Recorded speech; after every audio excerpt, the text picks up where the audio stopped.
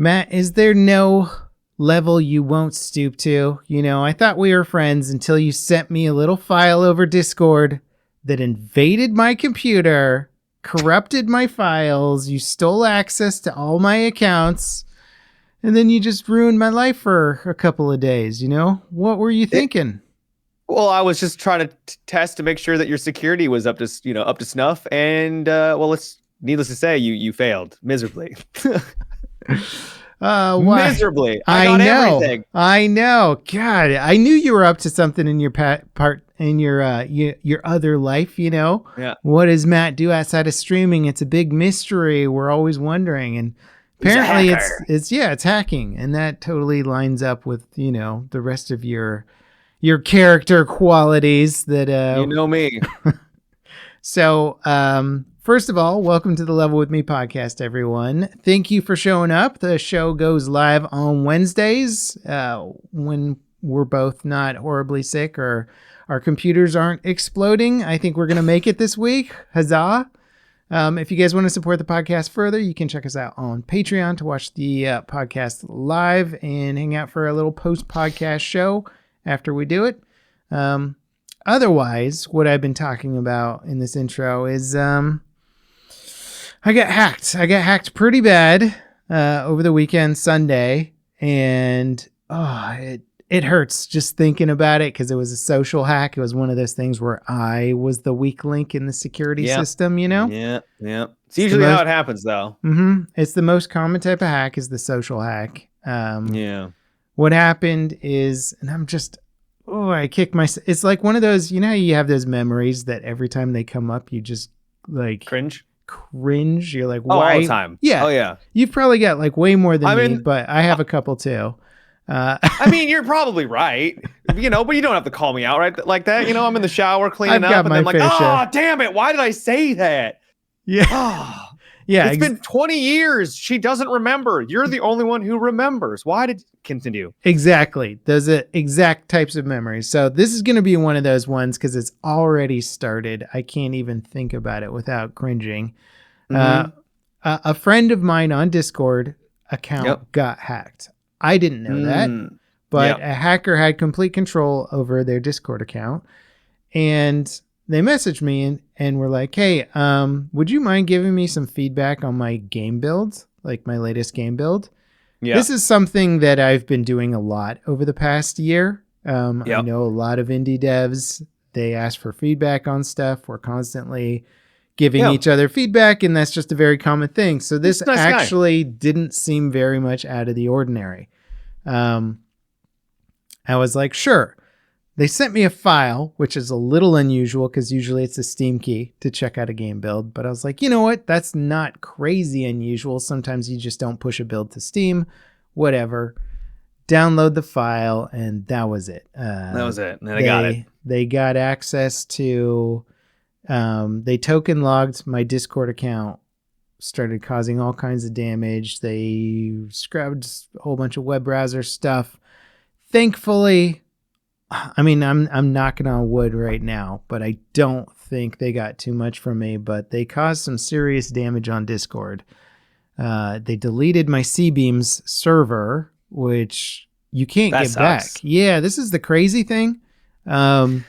Discord has like... Why the maliciousness of it? Like, I'm assuming they were going after... He was trying to get me to give him access to one of my accounts and was like saying, if you don't give me access, I'm going to start like deleting and destroying everything that you have, and was like, I'm going to delete your YouTube account. But I was pretty sure he was bluffing because this password he wanted was a confirmation email to my Gmail account. So I was just like, I don't think he doesn't have access to my Gmail.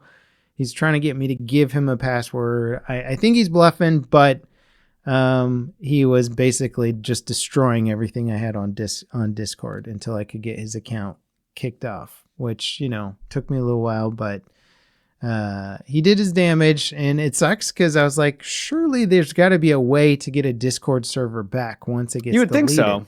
Right? If I delete my Facebook account, Facebook can give it back to me. Like all these companies. They're like, you deleted it, but you didn't actually delete it, kind of a situation. Yeah. But Discord is like, no, it's gone forever. And I started researching this. People have lost Discord servers that they've been building for like years and years and years and have like 10,000 members. And they're like, so hacker got access to the owner account and just deleted it. There's no way to get it back. Like, you have to rebuild those members from the ground up. That sucks, dude. And it like blows my mind because you're like, as a company, you're like, Discord, don't you want people to use your platform like seriously? Like, use it for their business, use it for everything, and feel safe that it couldn't just poof tomorrow and there'd be no recourse for them. And I see this funny counter argument where people are like, well, Discord doesn't store your data, so the government can't snoop in on it, or they can't like, it's like, because a lot of social media programs, the government. It's a popular topic right now. Apple just got they passed a law in the UK that basically said Apple couldn't encrypt like their message data because the UK wants to the government wants to snoop in on it, and they couldn't if it's encrypted. And it was kind of a big headline because it's basically government snooping on social media data, and people don't want them doing that. And that's globally, this is a very common thing. And so that was like the defense of Discord was like, hey, well, once they delete the data, it's gone forever. And that like gives us security, and so we're going to defend the platform for having this. It gives us security and lack of security. Yeah. However, I also requested all of my Discord data related to the server from Discord, and they're going to send it to me. So I'm like, if you're going to send me every single message I've ever sent on Discord and my server data and everything, it means you have the data. It means the data is not being deleted. So I just say counterpoint to everybody who's like saying, I'm so glad they don't store your data. The data's there, guys. Sounds like they do. Yeah. Also, I'm okay with them permanently deleting data, but give me a grace period, Yeah, get a couple weeks. Yeah, like I just deleted some files from Google Drive, and it was like, they'll be in the garbage for the next 30 days. My grace period, right? I get a little grace period before they're gone forever. So it's just... so what did you learn? Don't be a good guy and help friends is what you're saying. Well, it freaked me out because I share a lot of files on Discord, right? And I think I have to rethink that because we use it as a game dev platform. So like my audio guy, right? The guy who does music for us. If he was like, hey, check out the latest song, right? And his account was hacked, all the hacker has to do is look at our message thread, which is what he did. Like, he just links a bunch of stuff. Just come up with a sentence that makes sense, and then you're in. So, did you see how Drewski two-factor authenticated the hacker? That was great. Yeah. He two-factor authenticate him? How did he? So you started contacting a bunch of your friends, and he messaged Drewski, and he opens up with like, hey, how you doing? And Drew's like, I'm doing all right. How are you? Good, great. Do you have a second to help me with something? And so all of a sudden red flags are being, are coming up. He because you guys don't talk me like that, right? While that was happening, and I confirmed that I was like, I'm getting hacked, dude. Don't send this guy. Don't download anything. Yeah. Right. And so Drewski then says, hey, just real quick, when was the last time we met in real life? And the guy was no, please no. He was like, no, just tell me.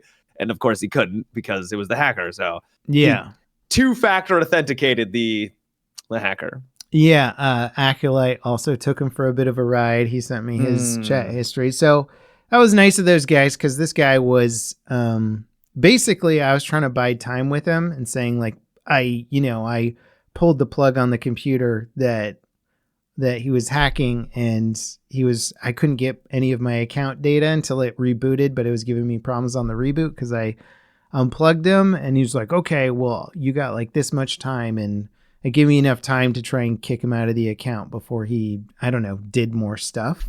Did he call you? Well, he had access to my Discord account, so he was so he added himself as a friend to my Discord account too, just to have a conversation. But he could have typed on my own account to me in any message. I got you. So I was chatting with him on my on my phone. I immediately unplugged the computer as soon as it got hacked. Like it was, but he got some stuff on there, but scary. Yeah, and then I just nuked everything, which is like honestly, it's like this is some kid. It traced his account to like Turkey. He could have been VPNing. Who knows where he was, but he might have just been in Turkey. But it's probably some kid has no idea how much damage he's causing or how much he's setting me back work wise. You know, it's like 2 to 3 days out of the week plus whatever I figure out later. I'm like, crap, that file that I thought I was okay not backing up is actually, I didn't back it up or I need it now, you know?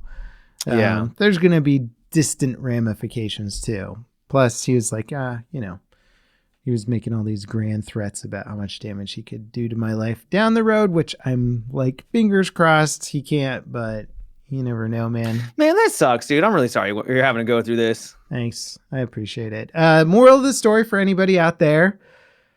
Be really careful about files you download on Discord. And if you are suspicious, even in the slightest, ask your 2-factor authentication question to the person. Be like, how did we meet? You know, or tell me something about myself that only you would know, that kind of thing. And I had to do that a lot.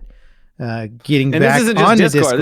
This is just in general, you know, in general, you get a random link from a loved one, you know, it's like, maybe not click that. I feel so stupid though, man. I've been like kicking myself because it's just like one tiny little mistake is like days and days of work and like pain and crap, you know? Yeah. But luckily you're getting over it though. You got it. Yeah. I'm getting over it. Got to play some games this week despite all that stuff, or last week I should say, but you know, having fun. Did you I don't know if I want to talk about games first or like if you saw like Microsoft's AI Muse announcement. No. It's basically like what I've seen them talking about doing this before, but this seems to be one of the more progressed way demonstrations of this is basically generative AI in video games, but like generating content on the fly. EA showed EA showed this off at a press conference a little while ago in like whatever their Frostbite Battlefield engine example was, where they're like type something in, they're like make a map with a pyramid in it, and then it would make a pyramid and now you can have a firefight around the pyramid. And you're like, it's cool, it's limited, but yeah, Microsoft basically just showed off their version of this tech and it looks considerably more advanced with like placing assets and worlds and stuff that looked more, it was pulling from libraries and stuff that seemed to be pretty big. And I'm like, okay, yeah, that's pretty impressive. So it could get to like they're marketing it as, and everybody knows they're further off from this as being a reality, but marketing it as you opening up their Muse thing and being like, make a game where there's a big castle in the distance and I'm a knight and maybe there's a dragon over there and the dragon can breathe fire. And all of a sudden it's building the game for you in real time. By just describing the game. It's like, do you remember the holodecks in Star Trek?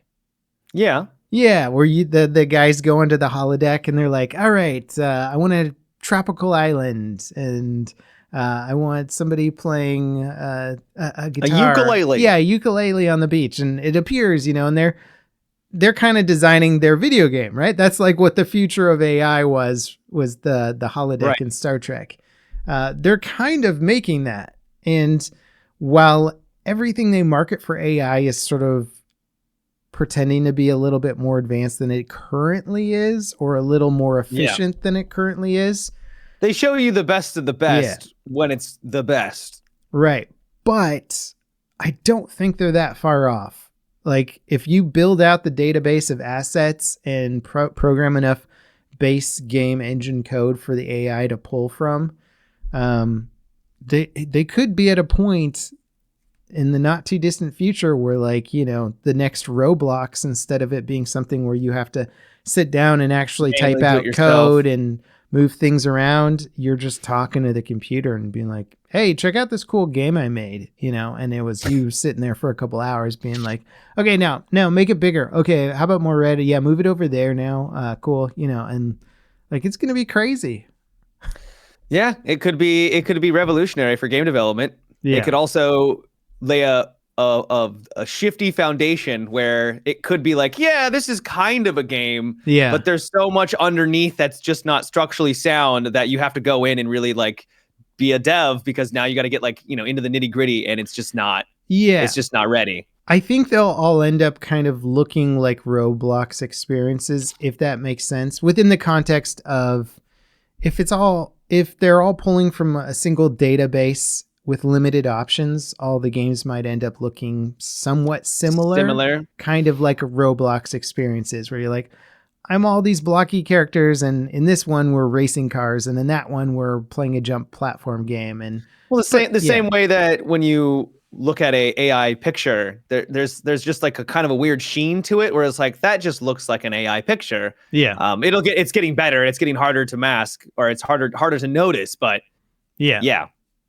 I imagine that will also happen. There's also the big problem of AI just globally, at least with the learning language models and how they're building them out, is that they basically can only pull from stuff that already exists. So they're not very good at innovating. Well, I would argue they can't innovate. Yeah. Right. Other than combining two ideas together to create a new idea from those two ideas, which kind of is more or less human innovation. Yeah, true, I guess. But it's harder for them to do that. So right. If you've got an idea for a game and it's never been done before, it's probably going to be much harder to get an AI to do it versus doing it by hand. Plus, I don't think we're at that point in which bespoke game development with unique art assets and unique programs written in the background making everything run are going to be outdone by these systems anytime soon. But I do think we're going to start seeing stuff like maybe Epic releasing remember Clippy, the little Microsoft aid? Yep. Right. Of course they have the new version now that's like an AI assistant, but like Epic might have something like that for Unreal Engine, right? Where you're just like, hey, I'm having some help here. Yeah, I could use some help trying to make this character jump over this thing here. Can you look at the code or like create a jump system for me? And then it could probably start doing that in the near future, which would be kind of cool, to be honest. There's only so many ways to make a character look like they're running. Yeah, well, it's like it's funny because if you're trying to make a brand new game concept, you sort of have to make all the assets from the ground up. You can maybe, if it looks like some other game, you can start grabbing assets from an asset store and stuff. But if you look at the first person shooter market, that stuff has been made 1,000 times over. You're like, I need an M4 for my game. Like, right. Some game genres that aren't innovating on a technological level very much, where you're like, I'm making a new game, it's an FPS, but it takes place and you're a ghost, right? Or whatever. Like, it's still all the same foundations of every FPS game ever made. That kind of stuff might actually be really easy to like set up in the near future. There already are so many asset packs where it's like, the start your FPS game asset pack, and you pay like $100 and you Epic literally has like their own FPS blueprint that you can use right off the rip when you're trying to make a game. Yeah, we stole some of the UI from that for our game. So stole. Yeah, well, it's free, right? Yeah. yeah. As long as you make something in the Unreal Engine, it's free. So that's nice of them. But yeah. Well, anyway, it's interesting. It could be revolutionary. It could just be a flash in the pan. We'll find out next couple of years, I'm sure. I know. Yeah.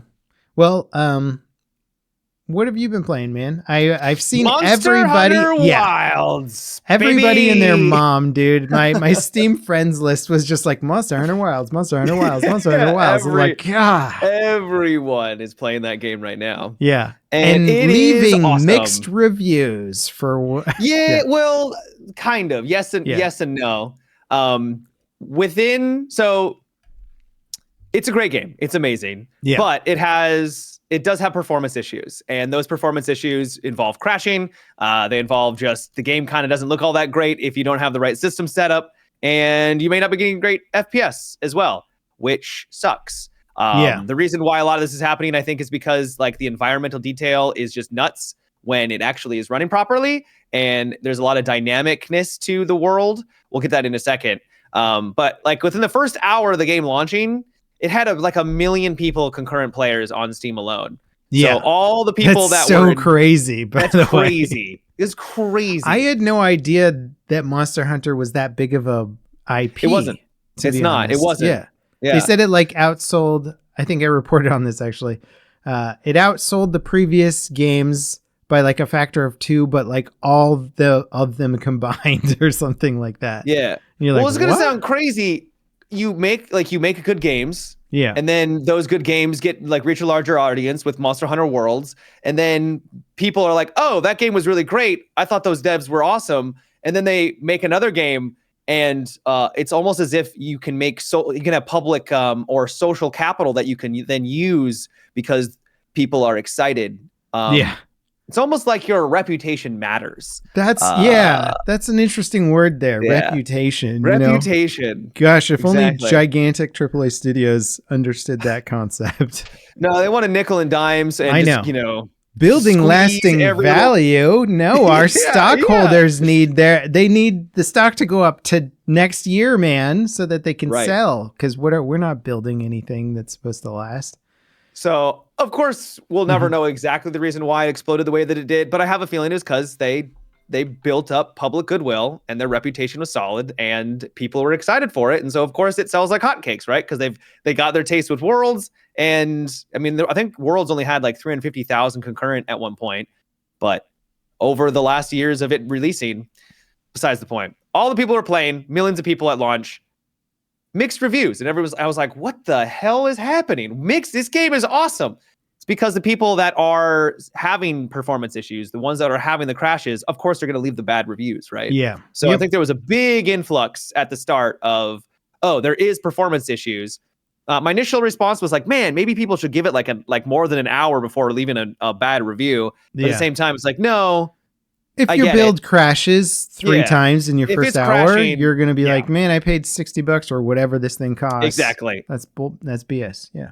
It is. Yeah. And people should know about that. And if someone's like, oh, maybe my PC isn't ready for this, and then they see like, holy crap, all these people are having these problems, maybe I shouldn't buy it, right? So that's good for as a consumer.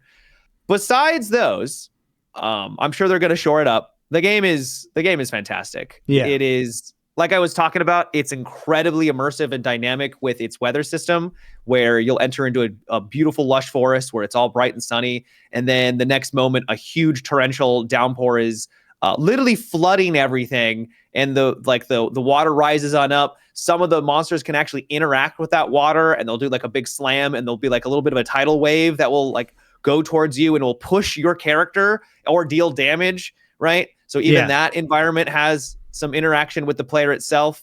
They've got sandstorms, which admittedly kind of make everything look really ugly, but it's a sandstorm, so it sort of makes sense. And all of these are permeated throughout the entire game just to add that further layer of immersion on top of like your normal regular day-night cycles and just regular weather patterns as well. It's pretty awesome from a technical, well, I want to say technical standpoint, but because there's goods and bads with it, right? Because it can look a little booty at times. But the gameplay holds up too. It's not just the gameplay immersive. is the star by far. There is a story, and the story is it's a story. In the Monster future, Hunter isn't really... monsters have invaded the world. It's basically the monsters are doing bad things, and we need to stop them. Those dang monsters. It's your job to basically be the steward of like the ecosystem. And so if a monster starts to do things they're not supposed to, you have a handler and you're part of a guild, and she's like, you have authorization to hunt this monster. I'm like, you're goddamn right I do. Say less. And as you like smack him in the face. Why would you need authorization though? Are they protected? Or is it like, is PETA like don't kill the monsters. They're actually good. I think it's because you are, like I said, kind of sort of a steward of the ecosystem. And so if something is going wrong, so you're bringing it back into balance. You need right. less monsters than there currently are. I'm not a Monster Hunter expert, so I'm sure there are people that will chime in chat. But so yeah, and you follow this story of a kid named Nada, and at first he's not that bad. He's a kid, and you know how kids can be in video games. And then you reach the climax, and boy, there is a scene where I'm like, oh, okay, I understand why people are not jiving with this kid. I won't go into spoilers or anything, but I'm like, ooh, it's very over the top, and just like, this is silly. This is nonsense. Yeah. But if you could look past that moment, the story's fine for what it is. It progresses to get to where you need to go. But the real highlight is the monster fights. Some of the coolest, over the top, just absolutely jaw-dropping like fights that I've experienced, especially in Monster Hunter. Granted, I don't have like the biggest experience with the franchise, like, decades ago, but I've played the last two, and it's awesome. The game is really fun. Cool, man. Well, yeah, I'm glad it's doing so well, and we're also seeing some other IPs explode, right? Because it does feel like certain AAA titles have dominated the high player counts for years, and then we see like indie more AA titles. Maybe not. I guess Monster Hunter is still a pretty big title. But it's AAA. Yeah. Okay. But it's nice Capcom to see other IPs kind of explode in this way, or see Helldivers explode, Monster Hunter explodes. And you're like, cool. Nice to see some different faces at the top of the charts, For sure. I mean, you don't have a million concurrent players day one within the first hour and not be at the top, right? Like that's incredible. Crazy. That's crazy. Because if you think a million concurrent, you're like, okay, so how many total sales of the game is that? That's bananas. Yeah, for sure. On day one, and gosh knows how many sales they're getting every day, and then how many people are waiting for the first second that game goes on a sale, then they're gonna make like double. They're gonna sell even more. Yeah, it's gonna be crazy. Some complaints is that it's a little too easy this time around. The campaign really wasn't that hard. And then once you beat the campaign, you move into high rank, which is basically the harder version of like everything that you just did. And even that isn't really the most challenging. Gotcha. They have a new mode called focus mode where you can like aim your hunter and hit the target that you want. That really wasn't the thing in previous games, where you kind of had to be more patient and finesse it where you were going to be hitting. So you could really like have this giant, great sword, and you're hitting the air over and over and over again because it moves slightly to the side and you don't have the ability to turn it. But with focus mode, all of a sudden now you have the ability to turn it. So what normally would have been a miss is now a hit. And with a big weapon like that, a hit is going to be hit, like it's going to hit really hard. So you're just more reliable, more consistent.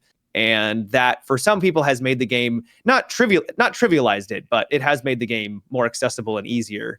So people are wondering if they're going to be adding some harder content later on to offset that or balance it as well.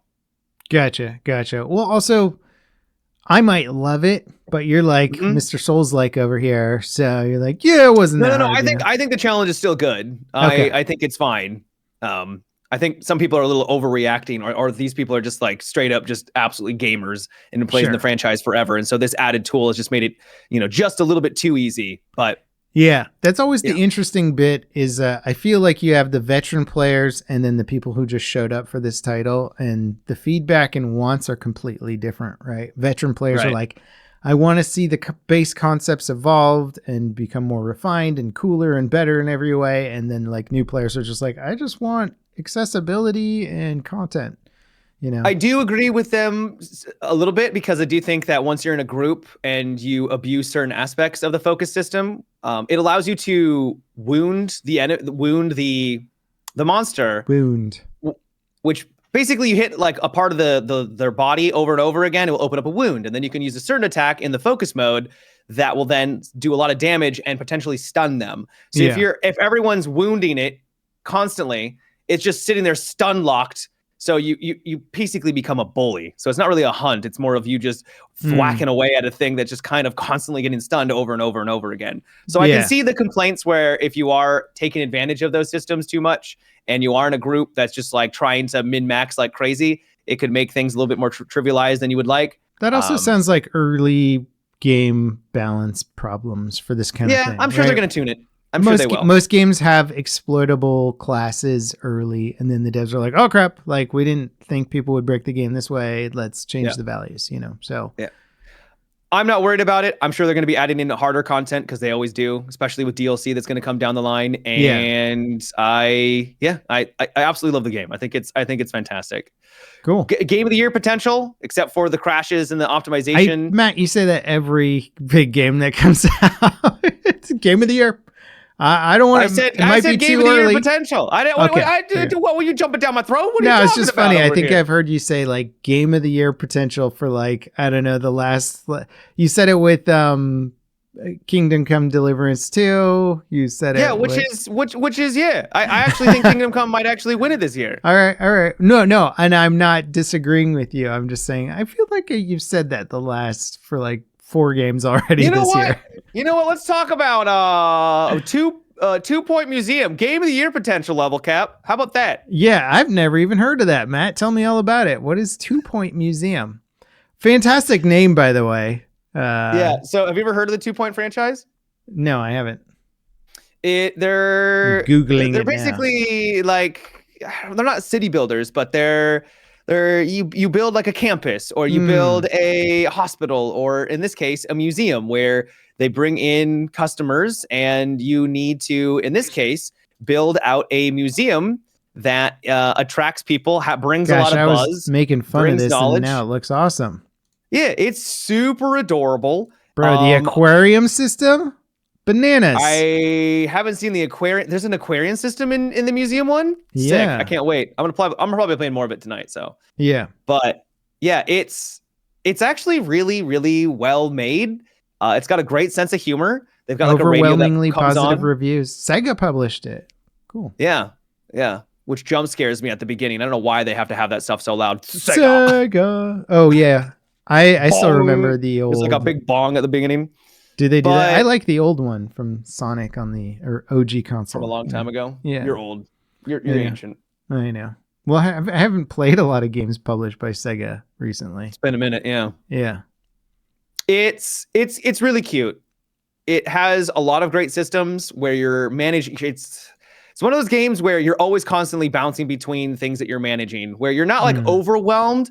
But it's like, okay, I need to go out and have people excavate and bring in artifacts so that I can then put them into on display. How am I going to display them? How am I going to change the way the room is formatted so that we can make a tour around the room, right? In such a way, right? They've got a buzz system where you are trying to maximize how popular a certain artifact is by making sure that it has the appropriate thing adjacent to it. So you get adjacency bonuses, kind of a thing, right?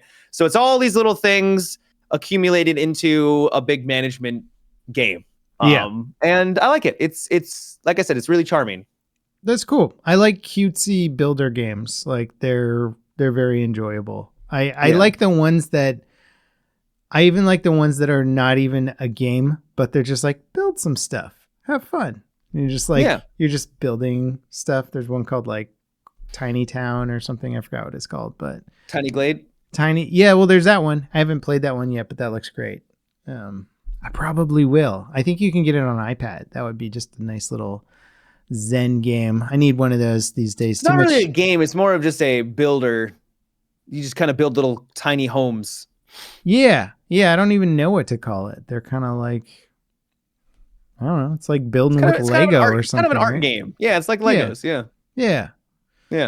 Well, that's cool. I'm glad you're enjoying that game. It does look good. I'm sorry for making fun of the name 2 Point Museum. It's okay. Another game of the year potential, by the way. Yeah. Well, once you start getting into your aquarium business, you're gonna be like game of the year for sure. Game of the year. Let's go. Let's rock.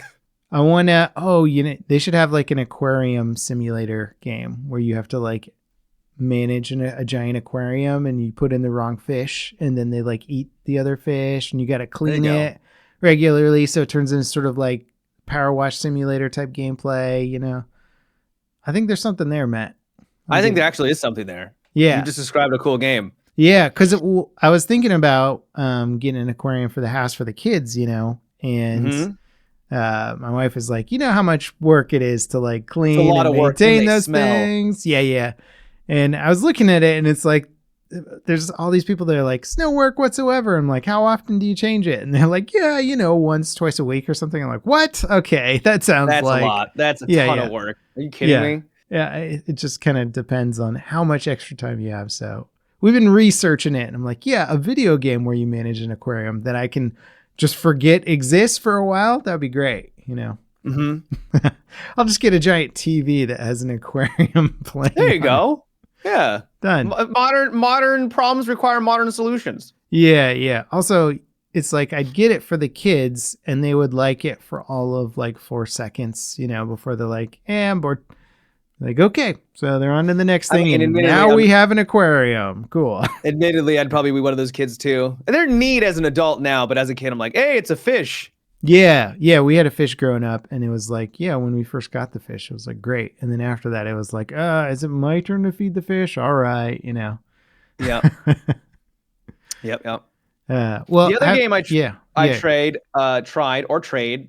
was PUBG Blindspot. Have you ever heard of anything about this title? No, what the hell are you talking about? PUBG I know. Blindspot? It's PlayerUnknown Battlegrounds, but it's called Blindspot.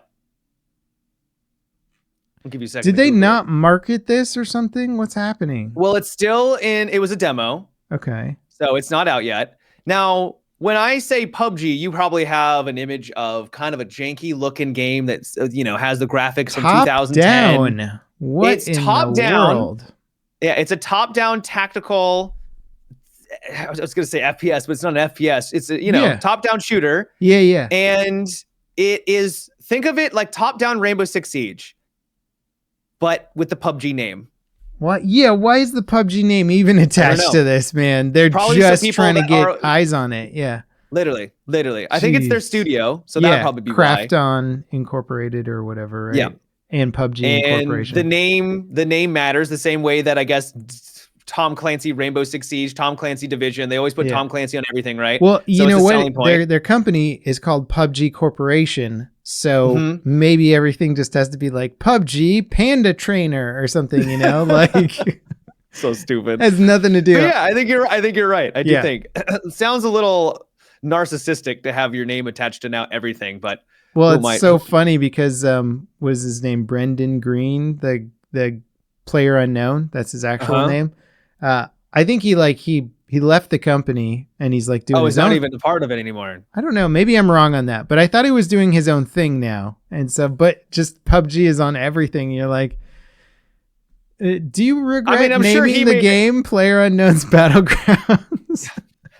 My favorite is that it's PUBG Battlegrounds. Yeah. PlayerUnknown Battlegrounds. It's nonsense. Can you imagine if the game I was making, I'm like, it's LevelCap's C-Beams. And you're just like, what? Why would you name the game that, dude? Yeah. No, it's weird for sure. Matimio's UI Simulator. Design your own UI systems. I was going to showcase that to the world in a couple of days. I'm sorry. I got so excited about it because it is really cool. It's not a game, but you can design a UI for a game that other games. Oh, that would actually be cool. That would be cool if you could somehow do that. I don't know how you would. No. It would be pretty cool. You would run into a lot of problems there. Yeah, a ton of problems. Maybe anyways. Yeah. The best way to describe it, as I said, is that it is a top-down Rainbow Six Siege. Yeah. It has reinforcing walls. You can put down barricades. You can place. I love this idea, by the way.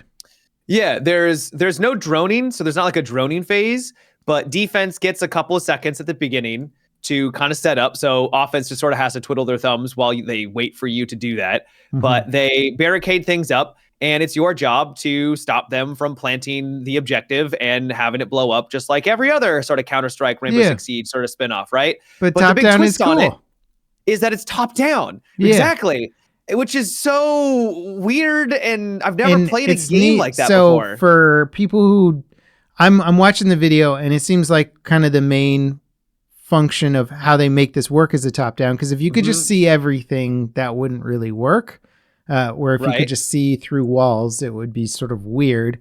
You have a viewing circle around you that shows you what your character can see, and it lines up with where your character is. So if you look down a door, you can see anything in that hallway. But yeah, so all the line of sight stuff lines up with how it should, and they have a nice little visual aid for it. So that's cool too. So you could be right outside the door from another player with a top-down game and still not see them. Correct? Right. Yeah. Correct. Right. So that looks cool. So vision and everything is still really important. It's cool because it has that tacticalness to it that a lot of FPS games struggle with, because when you are moving into a building and you're like, go, I'm going to go left, you go right, you can kind of just, you basically just have to trust that the person is going to the right? But you don't actually see them covering that angle. But in this game, you straight up just see you kind of move in at the same time. Yeah, that's cool. Like an observer, right? So it has that really cool tacticalness to it, which is fun. It's a little janky because there is recoil. And you might be thinking, how is there recoil in a game that's top down? It jostles to the left and the right. And so you kind of have to tap fire sometimes. You have to sort of account for it. The camera controls are, I don't know. I'm just watching it and it looks very kind of like chunky, like, because it's glued to your character when you turn. It just throws me off a little bit is all. So the controls take a little bit to get used to. Once you have, it feels responsive. Okay. It does what you want it to do, usually for the most part when you want it to. And I didn't really mind the controls. I found the recoil and the gun mechanics to be the hardest thing to like overcome, though. Interesting. It's a bit tricky to kind of get that dialed in. This would be a hard game to design. Like, I think it would be harder. Just speaking it from a dev perspective, I think they have to design a lot more tools and aids than you would need in a typical first-person shooter. So they've had to. It's probably harder to make this game than it is to make an actual Rainbow Six game to a degree. It could, yeah. What's interesting is that vision is vision for everybody. If your teammate can see someone in a room, so can you. Cool. Ooh, which means vision, wall bangs are a lot more common, where you'll all of a sudden just get you'll be hiding in a corner thinking you're safe. Somehow they have vision on you, and then all of a sudden you notice from like 5 different angles they all like are shooting through the walls directly at you, and then you die. Right? It's because somehow they had vision that you may have just missed. I can see that being a little annoying, but yeah, it is a little annoying, and it takes some time getting used to, but it's not like insurmountable. Like you do get acclimated to it. Yeah. All in all, so you can really download a demo right now and just play it. Yeah. There isn't a ton of people playing it currently. When I was live, I think it had a couple hundred. So it is a demo, and everyone's playing the different demos. But it was a really neat little Rainbow Six style experience, but top down. And, well, it's like that game you were talking about. I forgot the name of it, but the tactical top down. Door kickers. Yeah. It seems multiplayer. Yeah. Multiplayer Rainbow Six door kickers. Looks cool, man. I'm going to keep my eye on it. I'm a sucker for these games because they remind me of kind of my childhood games, right? Because there's a lot of top down tactical type things. I've been wanting to check out Foxhole for a while because it just looks crazy. And I hear it is crazy, you know, like where you can just really go nuts with it. And you're like, I'm just producing stuff for the army. And you're like, okay, that's interesting. But I like the idea of top-down games working well, you know.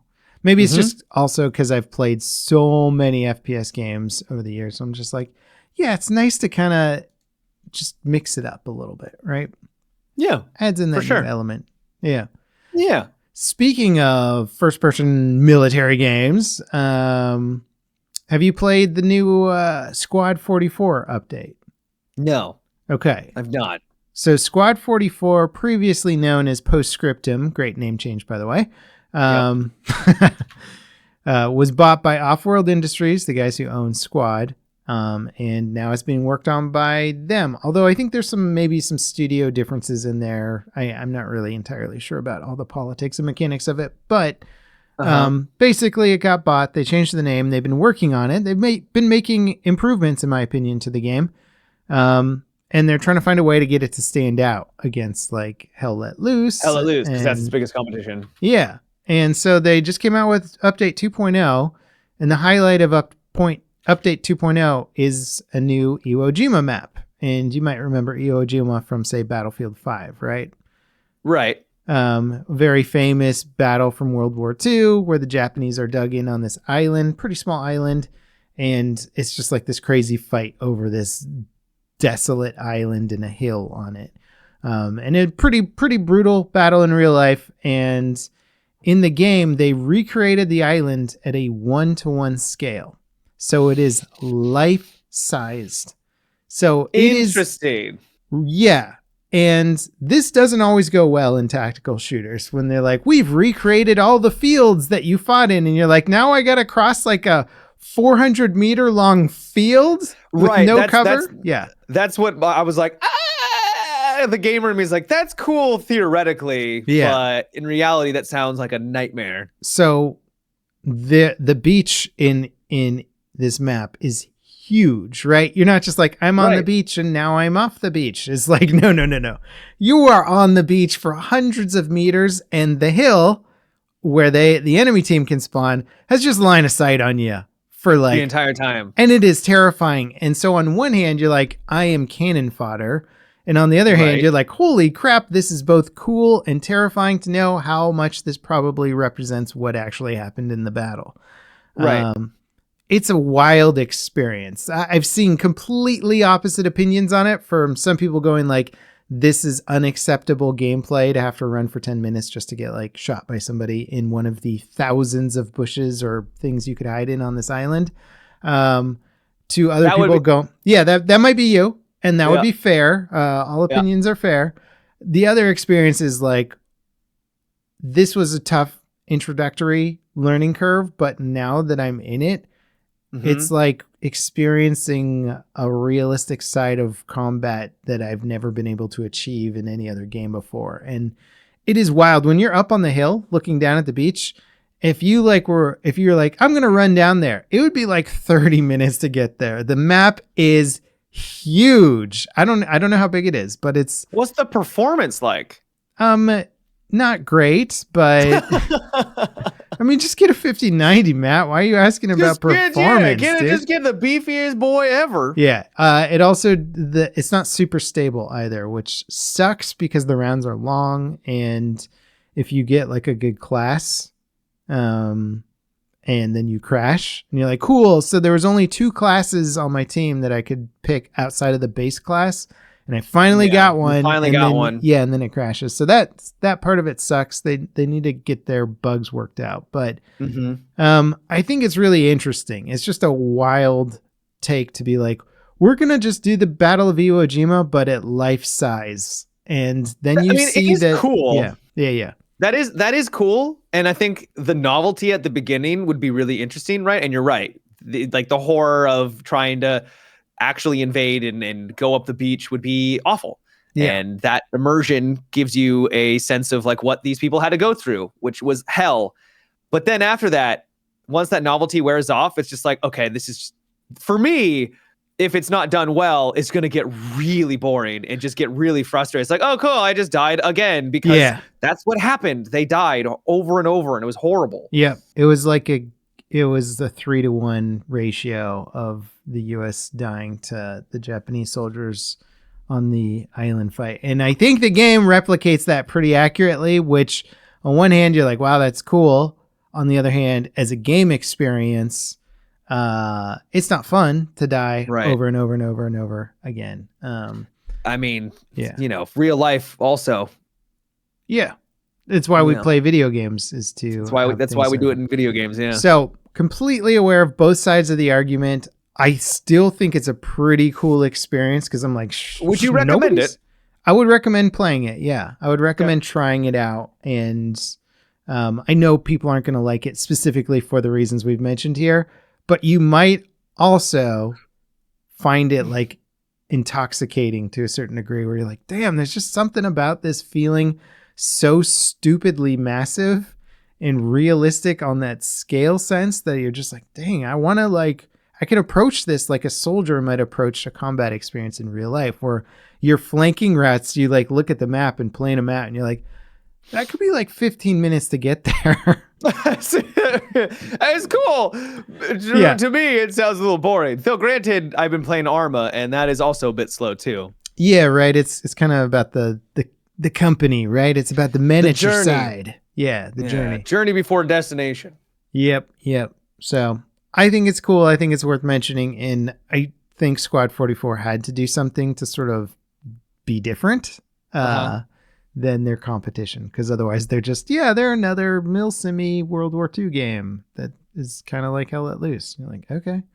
The differences are super nuanced. We need to do more.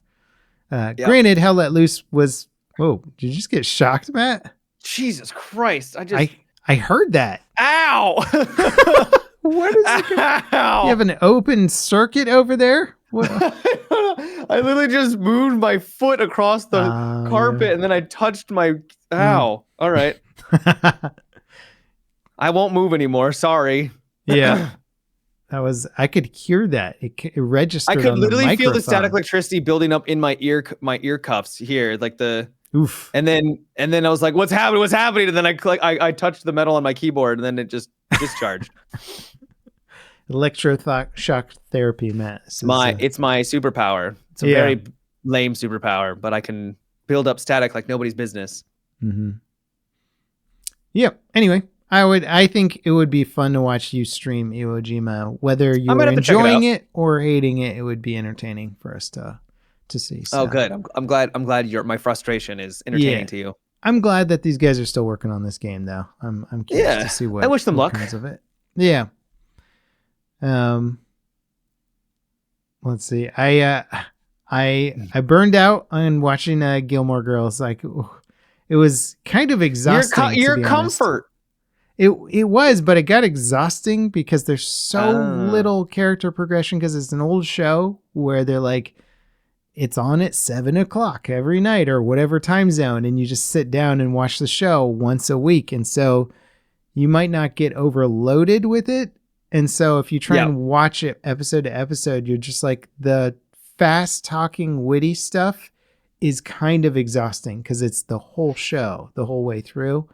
And then you're just exhausted after an episode and you're like, do you want to watch another one? Nah, I'm good. Like, it's too much. So it's like, it's almost like the old school format doesn't work as well for binge watching something, but, I'll probably come back to it later, but we're like, I don't even think we finished season 2. It's so long. The seasons are so long.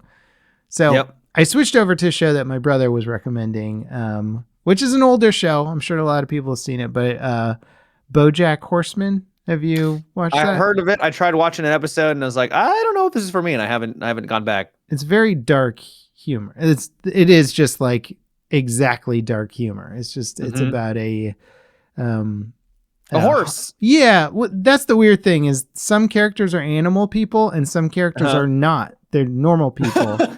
And we're pretty far into it now and they haven't addressed that at all. They may never. Yeah, I don't know if they're going to, but it's just sort of weird. You're like, so like, and then I think they did it just to have like a backup joke for any situation where they'll just be conversing like normal people do. And then like a golden retriever person will like open up the trunk to his car and it'll be full of tennis balls. And that's like their backup joke in case the dialogue joke bombs. They've now got a dumb animal joke to fall back on. I don't know why they do it, but it is oddly entertaining and you're just like, okay, whatever. That's their So you're liking it? I like it because it's made and written by people in the Hollywood industry and it's what? Isn't it usually? Yeah, but the whole show is about bagging on the Hollywood industry and all the crap that goes on and the reality and the fakeness of it all and the egos and the insane characters. And it feels like it's potentially an exaggeration on kind of real world situations, but you're like, how we exaggerate? It obviously is an exaggeration, but you're like, I think this stuff is kind of based on maybe real stories, and crazy actors and I wouldn't be surprised. The indulgences and hypocrisies of all these stars and whatnot. So it's entertaining on that level. I've enjoyed it. It's a good distraction from Gilmore Girls, and it doesn't bum me out too much because even though all the characters are very depressing and broken people, it's like it's just done with enough lightness where you can still laugh at it. I'm not really sure. They're like walking that line very carefully. Yeah. Well, cool. I might have to return to it. Like I said, I tried the first episode and I was like, this isn't for me. Maybe I was in the right headspace for it, right? Mm-hmm. Maybe I was expecting something different. Yeah, fair enough. You got to be in the right mindset for it, you know? Sometimes I can sit down and watch like 5 episodes of Adventure Time with the kids and like enjoy every second of it. And other times I'm like, yeah, I'm good. I'm going to do something else. Yeah. Cool. Yeah. I watched a new show that it's not new, but it's Shrinking. Have you heard of Shrinking? Mm-hmm. Yeah. I like it. Did we talk about it before? I think we have talked about it. Yeah. Okay. I think one of the reasons why I watched it is because of you. Okay. I'm only 3 episodes in, but yeah, it's kind of giving me sort of Ted Lasso vibes where it's like funny, but also wholesome at the same time. Right. Yeah. It's definitely not Ted Lasso, but kind of sort of a similar, like, hey, it's trying for we want to be upbeat, but also it's got some jokes and there's going to be some life things where people are getting better and trying to learn and improve themselves. Yeah. So I'm liking it. I'm vibing with it. Yeah. They're going for like the full emotional spectrum, but also keeping you ultimately happy. Right. Or you're like, it's still fun and I like the characters and there's a lot of jokes, but they're okay with talking about serious subjects, you know? I mean, the whole show kind of revolves around a serious subject. So yes, a pretty big serious. Yeah. It's nice to see Jason Segel back and doing something because he's super talented, great comedy writer. I've liked. I really liked all his. Before? Well, I think he took a break to write young adult fiction, actually. So yeah, he bought a orchard, like an orange orchard, and just hung out there and wrote young adult fiction for, I don't know, a while. Maybe he still lives there. I really don't know. But basically everything he did for years after How I Met Your Mother was like a huge hit. Like everything he did was massive. And so he just had this superstar stardom, and I think he needed I forgot he was in that. Yeah, he needed to unplug because he did like Forgetting Sarah Marshall and like I Love You Man and a few other movies I think that were pretty big, and like those were all really good. And he's only 45. What? Yeah, and so I think he just needed to unplug for a while, and this is him coming back and writing this show, and you're like, yeah, it's pretty good. He still got it. Yeah, I'm liking it. Yeah. Natural comedic talent. Also, Harrison Ford's one of the top guys in it. One of the main cast. And he doesn't feel like Harrison Ford, if that makes any sense at all. I would say the exact opposite. He feels exactly like Harrison Ford because I feel like he doesn't have a huge range as an actor. I don't know. When I'm watching him, I don't get Harrison Ford, if that makes any sense. I get that he doesn't have like a ton of range, but there's just something about the character that doesn't scream all his other characters that he's played. I would say like maybe if your reference points were like Indiana Jones or something, or Star Wars. Indiana Jones or Star Wars, which is what he's most known for. Yeah, I would say if you've seen his performances more in the last 10 years, they're more or less in the grumpy old man category. Yeah. Okay. I think he's doing a great job. I like his character. Doing a really good job. I know, because he's sort of the grumpy old man, but you know, at his core, he's a good guy, and he's a good guy. Right. The characters in the show get it out of him, and so it's wholesome. It's nice. It also might be because I haven't really seen Harrison Ford in many things lately, so I'm just like, oh, it's Harrison Ford. But he doesn't look like Harrison Ford because he's getting older. You know, he's aging. I haven't been following his career super closely, but I feel like if he did an amazing performance, I would have heard about it. And I just haven't heard much, you know, like I saw him in the last Blade Runner movie and stuff. And he was whatever, that character's not particularly deep or interesting. So he was just that guy. Yeah. You're not wrong. I also wasn't blown away by his performance in that either.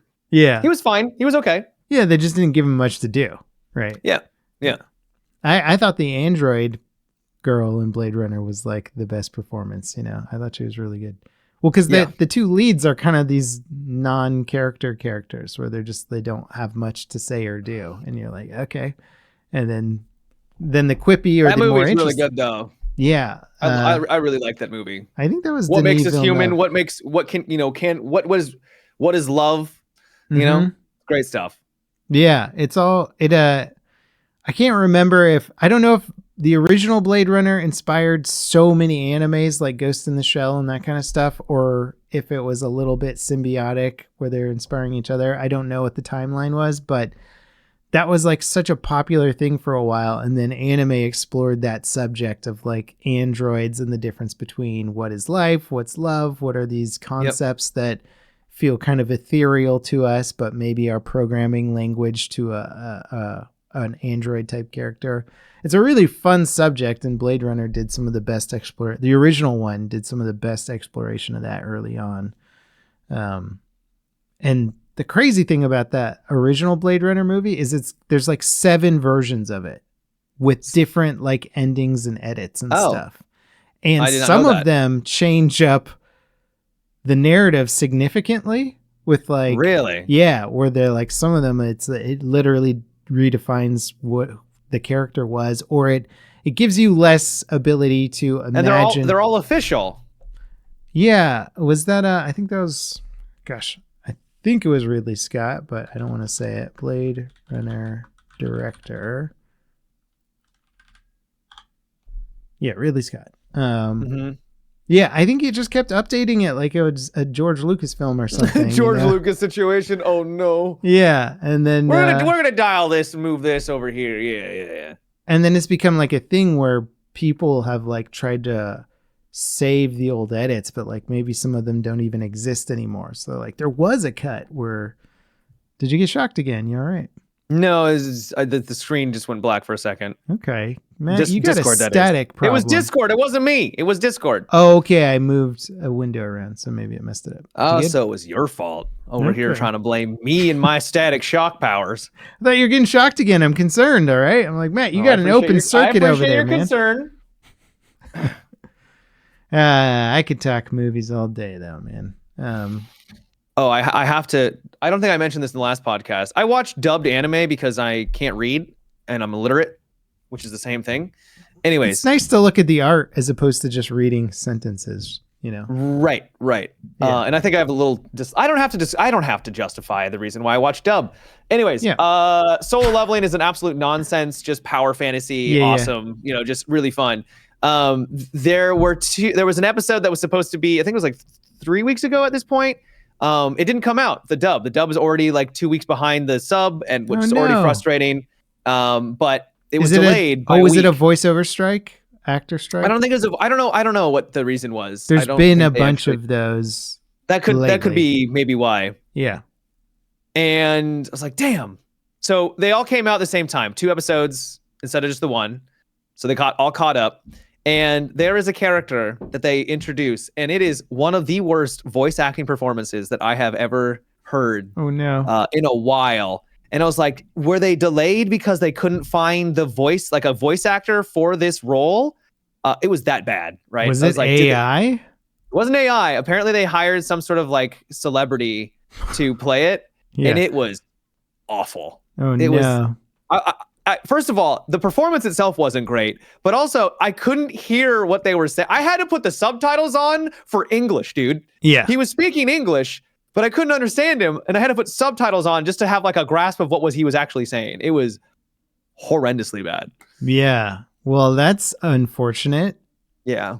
What the heck's going on with the delay, man? Like, I don't know. How hard is it to, I'm not going to take away from like, yes, there's a big skill for dubbing, but also like if you're on a track record, you get the dubbing guys in there and you do it. You edit it. Yeah. Like exactly. It's not rocket science, Yeah. But yeah, they might have lost some of the actors to, so what's going on right now in a bunch of places around the world, is a lot of studios are trying to demand when a voice actor comes in to do a VO for the character that they are also agreeing that the studio can use their voice to create AI backup language models. So nonsense, dude. And so the voice actors are like, so you want me to basically sign this thing that says I'm not going to have a job in like 2 years, basically. Right.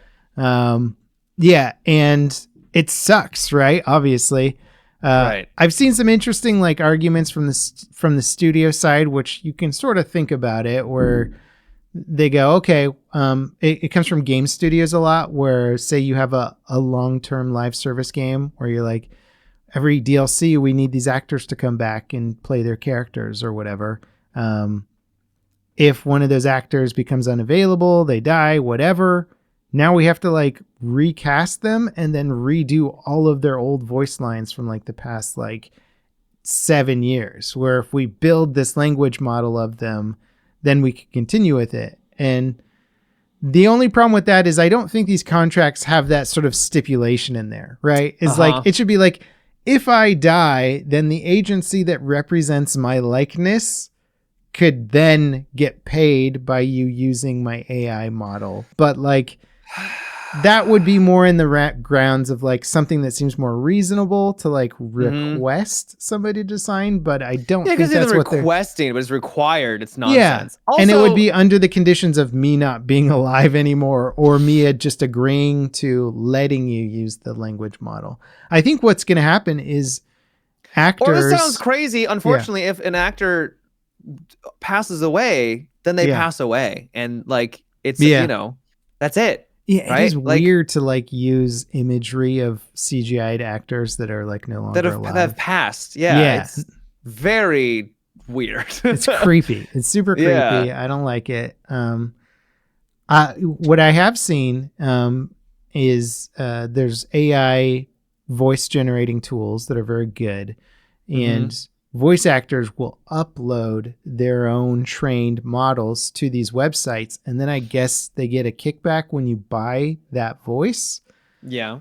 That might start becoming a thing where like the actors can own the AI model of their voice and likeness, and then they get a kickback when somebody wants their thing to be narrated by Morgan Freeman or whatever. Right. And he's like, well, okay, I'm not going to go do your thing, but you can have my permission to use my voice. You can pay me a boatload of money and then you can use it. Yeah. And I don't have to work at all for it. But right. I don't know. I have no idea if the actors would make any sort of good rates on that, or if it would just get saturated. And for people that are really popular, sure. For a regular voice actor, I can't imagine it being that much. Yeah, it sucks because you sort of see where everything's going, and you're like, the genie's out of the bottle. It's not going back. Like, people are going to move towards AI voice actors and voiceover work for stuff down the road. What's the most amenable solution to this so that we still have voice acting as a career and a talent and a thing? Because otherwise you're going to not bring any new talent and interesting styles, if it's just dominated by computers. It's going to be crazy. AI was described as a tool so that you could focus on things that you like instead of having to do, certain jobs or whatever. So you can work on your art and you can work on, different career paths, right? But now it's like, no, we're going for the art first. Yeah. All that art you like to do, it's ours now. It's like, no, you're supposed to be the opposite. What are you doing? Yeah, it's the Wild West. There's no regulation. And it's like, if you're a great artist, and I was talking with a concept artist about this, where like they could draw a single image that was like based on what the client wanted. And then they could have AI do variations on that image to see if it got some other ideas in the ballpark. And you're like, okay, that's a way that an artist could use the tool to enhance their work. But obviously that's like sort of a niche case, and it's not really being used for that. It's really just being used to like try and replace some of the artist's work. So it's you're not going to regulate it either, because these tools are going to be globally available. So you have to regulate it globally or not at all. And so it's not going to get regulated globally. So it's going to be a mess. Total mess. We're seeing it. Yeah.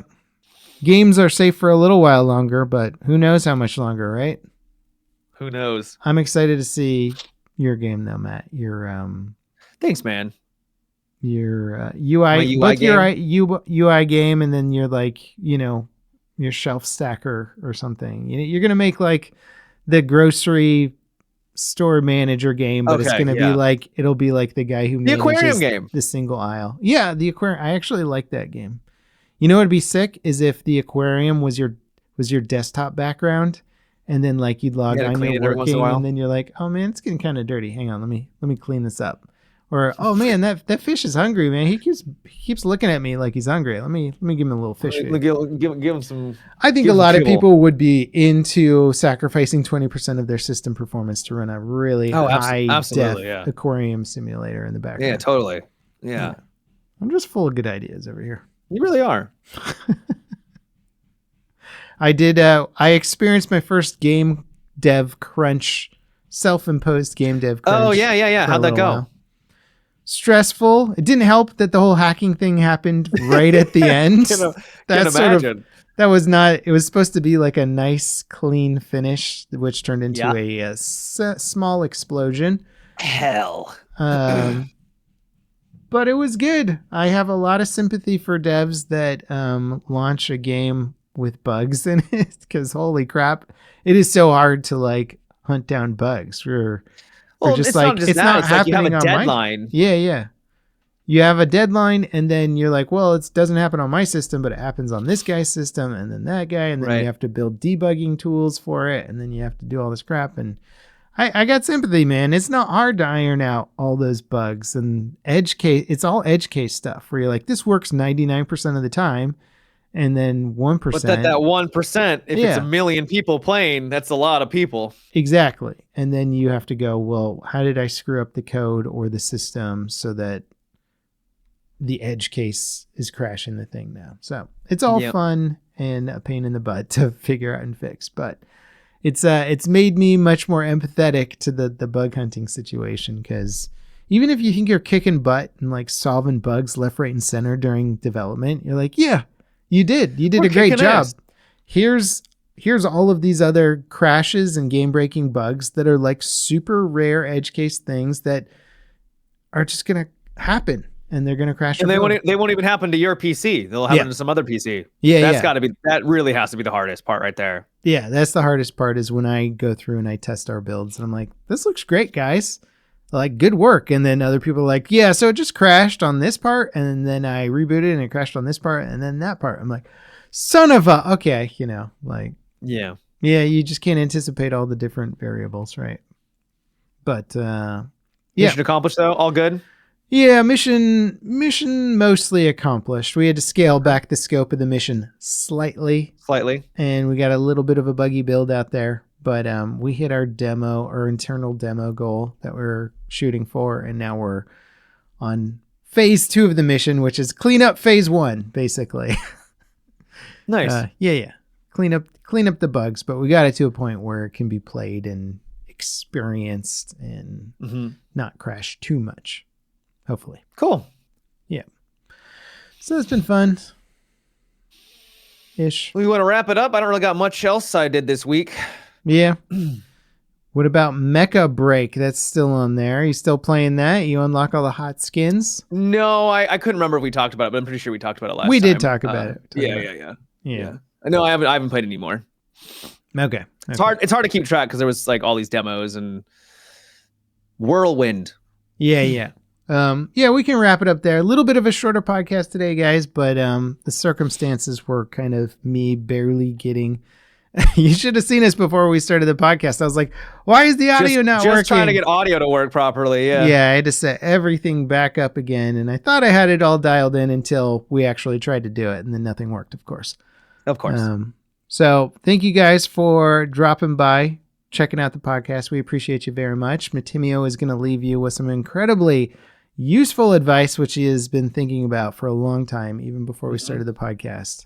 Take it away, man. Yeah. Okay, so my life advice this time around is don't click on mysterious links, even if they're coming from friends and family. Yeah, thanks for that one, Mac.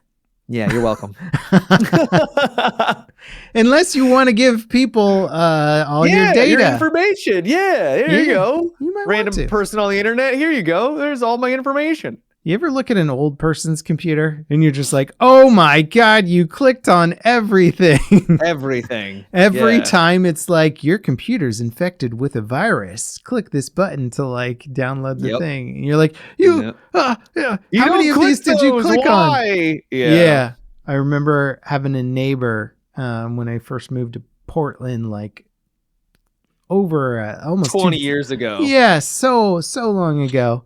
And he was like, hey, he figured out I was into like computer related things and was like, hey, do you mind like looking at my computer? It's been kind of weird lately or whatever. I go in and that was it. I was just like, it's not even worth me running like an antivirus scan on. You basically had to just gotta nuke this. And I'm like, what do you want to save, dude? Like, just pick out some files that you like.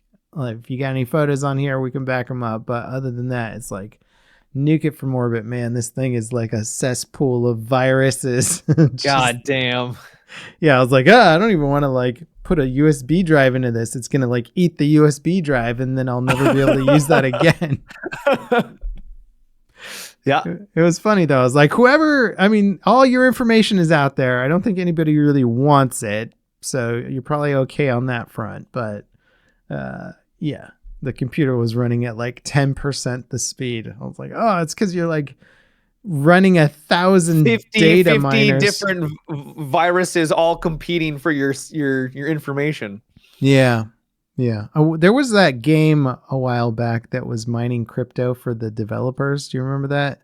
No. Where like people were playing a game, but in the background it would mine crypto and like send it to the wallet of the devs. I was like, that's pretty amazing, to be honest. You got to give them a little bit of credit. They're like, let's make a good illegal, game. But yeah. Amazing. I mean, maybe it's illegal. They might have just had them sign some sort of thing that was like, I agree to mine crypto or some crap. Maybe. Who knows what's legal when you click that little end user license agreement, but yeah. Those are more guidelines than anything else. Shady, right? Shady. There is no... we haven't regulated the crypto market yet. The reason why those things aren't really legal is, and they don't really hold up too much, is like you could put like, if you agree to this, we now own your firstborn child. It's like, well, of course you don't, right? Like, of course not. That's not legally binding. Yeah. So anyway, don't download fishy stuff on the internet, and watch out for Discord hackers, because I think it's getting more prevalent. And basically, if your friend, your buddy, your pal is like, hey, my name's Matimio, and I got this cool... Hey guys, my name is Matimio, and welcome to my hack. Yeah, check out my cool video game. Here's the file. Install it. Don't trust them. I still feel bad he went through that, dude. I'm sorry. Thank you, man. I'm on the mend, hopefully. Hopefully nothing bad is going to happen. Smooth sailing from here on out. You're good. Yeah. It could have been worse. That's what I keep telling myself, because I have had it worse in the past. And so, you know what? Could have been worse. Yep. All right, everybody. Thank you so much for watching. And again, if you want to check out our Patreon, it's in the video description. And we'll see you next Wednesday. Bye-bye. Take care.